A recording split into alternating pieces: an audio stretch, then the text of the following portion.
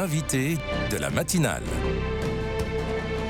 KTO Radio. Élu 47e président des États-Unis en novembre dernier, Donald Trump retrouve la Maison-Blanche aujourd'hui lors de son investiture. Les présidents américains qui prêtent à chaque fois serment sur la Bible, signe de la place, même en politique, qu'occupe la religion chrétienne aux États-Unis. C'est d'ailleurs notre sujet ce matin, catholicisme spécifiquement et président. Que dit la foi des présidents américains sur leur engagement politique ? Massimo Fagioli, bonjour. Bonjour à vous. Merci beaucoup d'être avec nous depuis Philadelphie, d'ailleurs, où vous êtes professeur d'histoire des religions à l'université de Villanova, donc près de Philadelphie. Cette investiture de Trump, ça marque d'abord la fin du mandat de Joe Biden, qui est un catholique pratiquant, ce qui est assez rare, je crois, pour les présidents américains. Oui, Joe Biden a été seulement le deuxième président des États-Unis qui était catholique, après John Kennedy en 1960. Et il y a beaucoup qui est la même chose entre Kennedy et Joe Biden. Une foi catholique qui était part d'une culture américaine, qui était part du mainstream, middle class, ou d'un catholicisme qui essayait de devenir pleinement part de la culture américaine. Et maintenant, avec Donald Trump, il y a une révolution dans ce rapport entre catholicisme et culture américaine, parce que Donald Trump et son vice-président, ils vont changer radicalement la place de la religion dans la culture américaine, dans un esprit de revanche. Et alors, il n'est pas clair qu'est-ce qui va passer pour les catholiques centristes ou de gauche dans ce pays. On va revenir sur cette évolution du catholicisme au sein du pouvoir américain. D'abord, si on reste encore quelques mots sur Joe Biden, quel a été, est-ce qu'on a pu voir l'impact de sa vision du catholicisme sur son pouvoir, ses décisions et ses choix durant son mandat ? Oui, je crois que ça était très clair dans son approche à la crise de la pandémie. Un très fort rôle pour les gouvernements, pour les pouvoirs de l'État, pour gouverner l'émergence.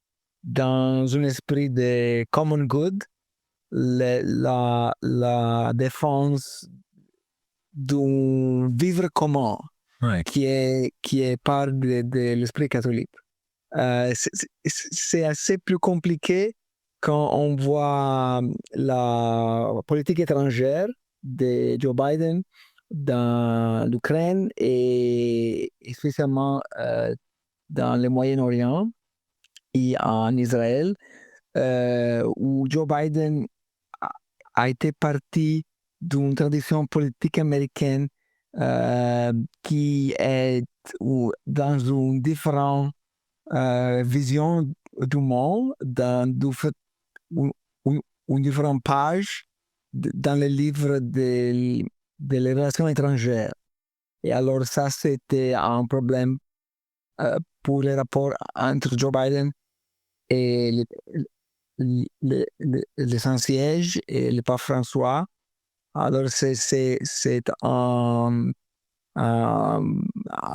vision bipartie, domestique, nationale et à l'étranger.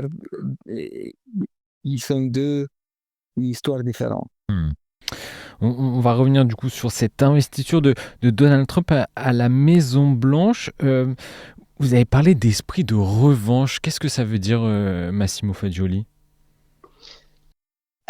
Il y a un esprit de revanche parce que la question centrale dans la politique américaine depuis les années 60, 80, c'est les culture wars, les guerres culturelles.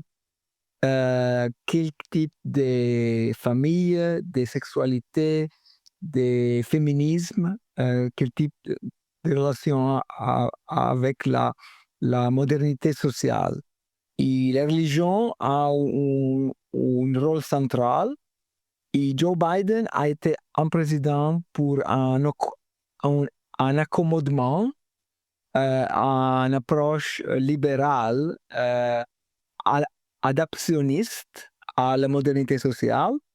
Mais Donald Trump et J.D. Vance, ils interprètent ces moments comme un moment où la religion doit avoir encore une place centrale contre le féminisme, contre le gender, contre l'avortement. Et alors, ça, c'est un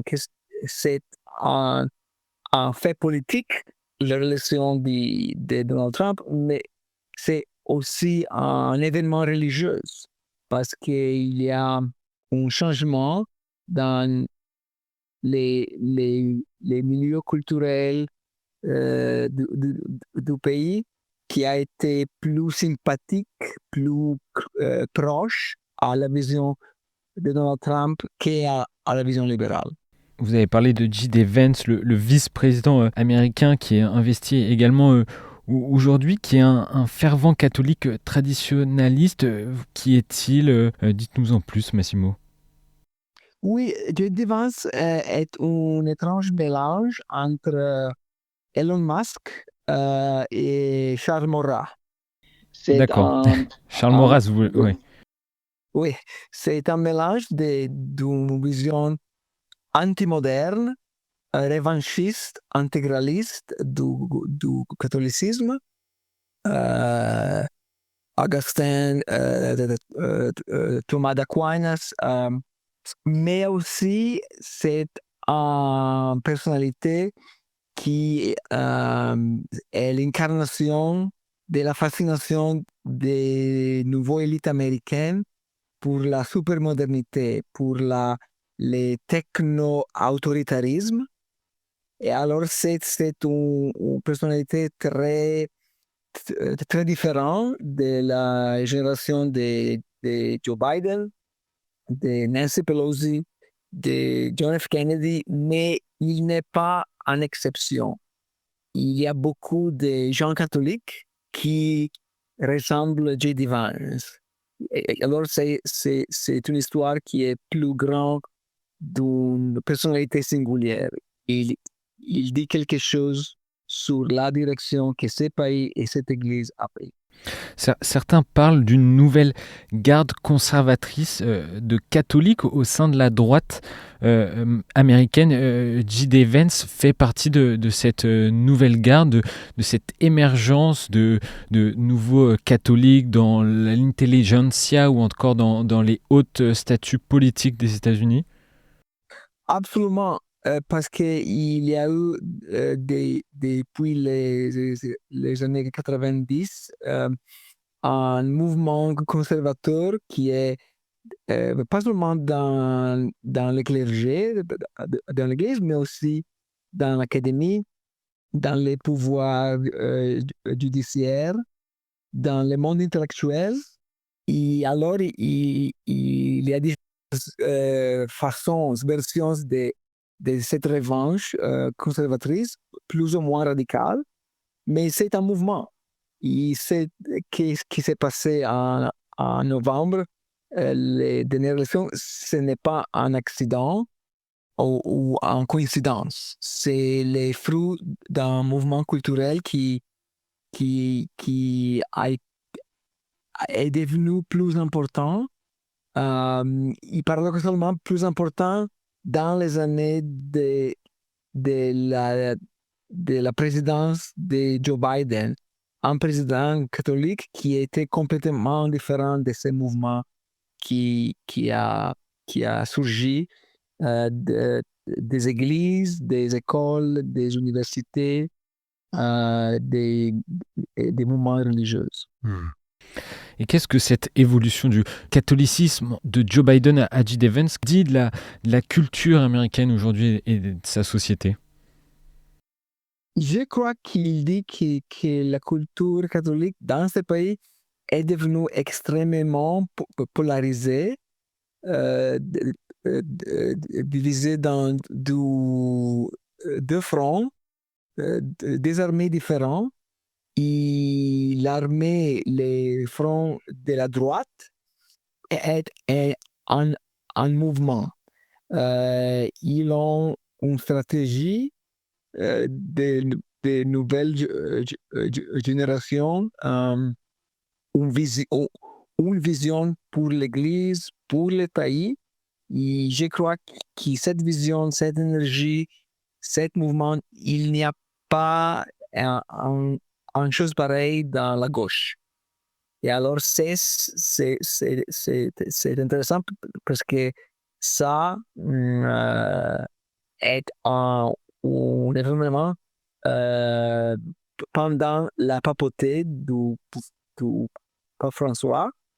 Et alors, il y a vraiment dans le global Catholicism une tension entre la vision d'Église du pape François et de ce nouveau visage du catholicisme américain qui est très puissant, est très influent, très intelligent, très stratégique. Alors, c'est une histoire qui est importante pas seulement pour les Américains ou les États-Unis, mais pour comprendre qu'est-ce qui se passe dans l'Église globale. Et une dernière question, Massimo Fagioli, pour remettre en perspective, on parle depuis le début de l'interview du catholicisme, le protestantisme et les églises évangéliques, pentecôtistes et autres sont tout de même très présentes également aux États-Unis. Quelle église reste la plus influente au niveau politique? Ça, c'est un pays qui a été fondé par des protestants, mais la culture protestante est en retraite. Même quelques intellectuels qui sont protestants, qui sont évangéliques, ont parlé très clairement d'un collapse intellectuel de la culture protestante dans les États-Unis. Et alors, le catholicisme, c'est l'église la plus importante au niveau national dans les États-Unis à ce moment. On voit bien qu'en tout cas c'est un mouvement de fond. Merci beaucoup Massimo Fagioli pour cette analyse du catholicisme et président à l'heure de l'investiture de Donald Trump qui a lieu aujourd'hui à 15h en début d'après-midi vers 15h heure de Paris. Merci Massimo Fagioli d'avoir pris ces quelques minutes pour évoquer ces présidents américains depuis Philadelphie. Je rappelle que vous êtes professeur d'histoire à l'université de Villanova près de Philadelphie. Merci à vous et bonne journée. Merci beaucoup, au revoir.